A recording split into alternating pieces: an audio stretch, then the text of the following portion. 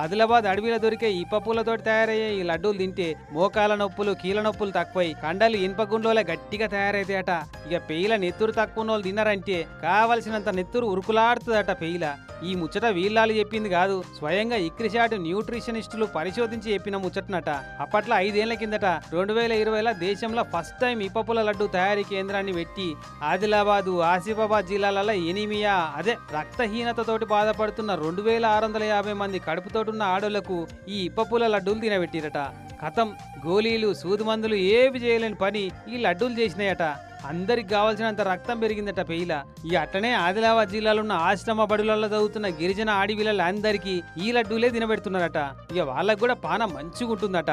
ఈ ముచ్చట్లన్నీ మన్ కీ బాత్లో మన మోడీ సార్ చెప్పుకుంటా మస్తు తారీఫ్ చేసిండు.